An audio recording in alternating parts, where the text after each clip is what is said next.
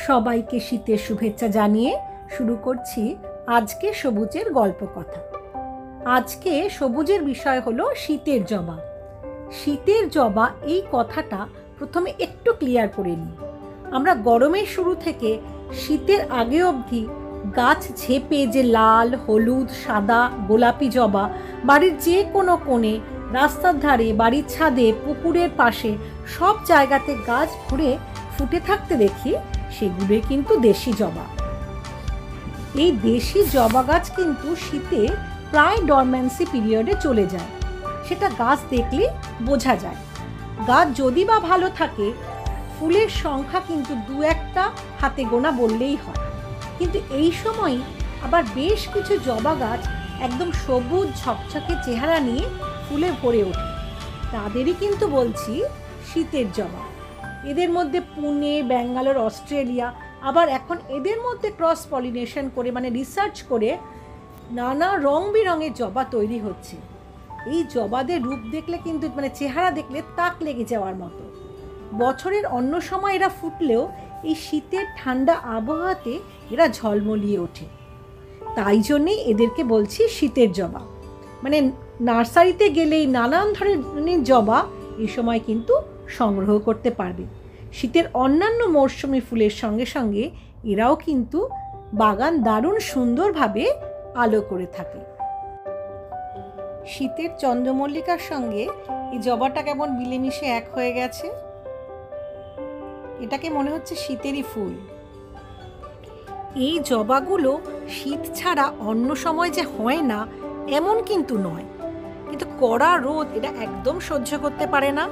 কড়া রোদে কি হয়, গাছের হেলথটা নষ্ট হয়ে যায়, গাছের পাতার সাইজ ছোট হয়ে কুঁকড়ে যায়, ফুলের কুঁড়িটা ঝরে পড়ে।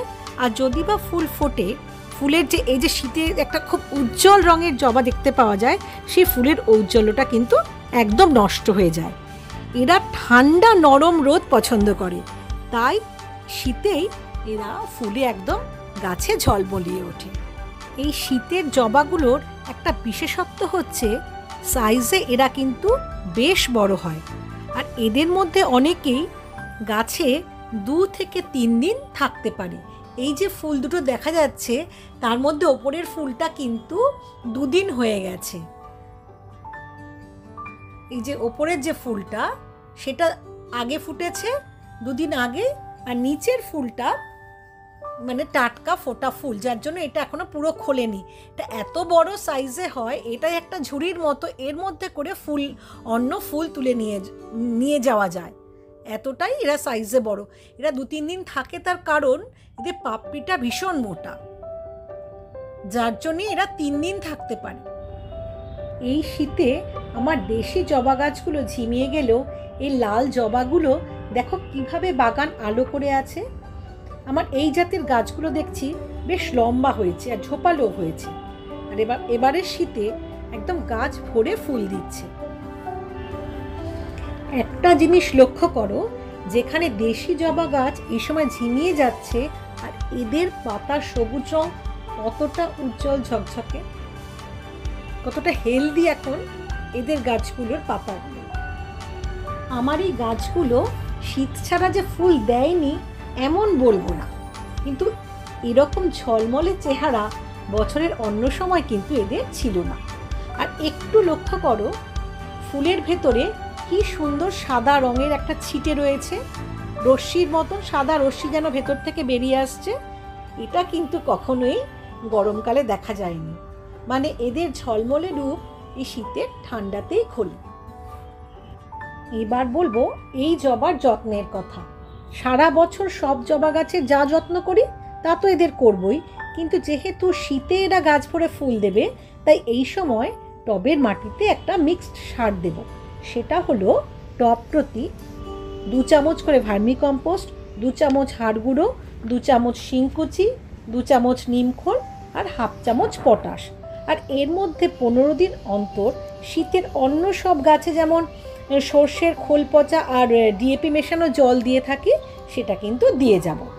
কিন্তু একটা জিনিস খেয়াল রাখবো, এই গাছগুলোর টবের মাটি যেন জলে প্যাচপ্যাচে ভিজে না থাকে, যেটা আমার দেশি জবাতে জল পড়লে নষ্ট হবে না, এদের কিন্তু ক্ষেত্রে জল বেশি হয়ে গেলে ফাঙ্গাল অ্যাটাক হয়ে গাছের কিন্তু মরে যাওয়ার ভীষণ রকম সম্ভাবনা থাকে।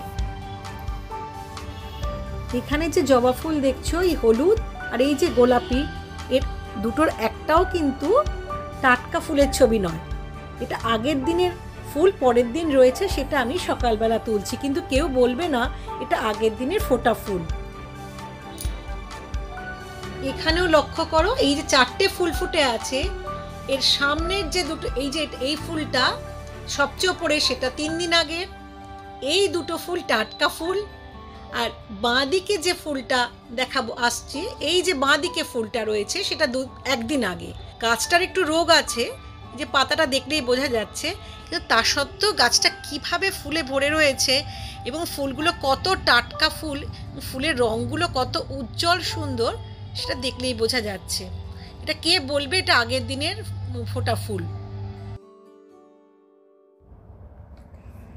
এই সময় গাছে সপ্তাহে একবার করে পেস্টিসাইড অবশ্যই স্প্রে করব। আমি কাকা স্প্রে করে থাকি। আর ফাঙ্গাল অ্যাটাক যাতে না হয় তার জন্য 2 লিটার জলে 1 চা চামচ সার্ফ গুলে সপ্তাহে 1 দিন স্প্রে করে দেব।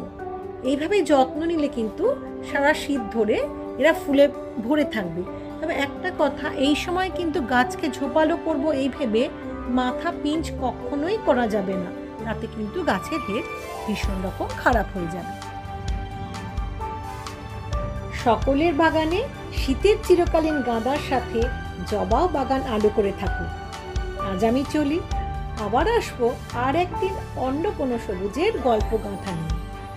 সবাই খুব ভালো থেকে মনের আনন্দে বাগান করো। আর আমার সবুজের পরিবারকে লাইক, শেয়ার আর সাবস্ক্রাইব করে দিও প্লিজ।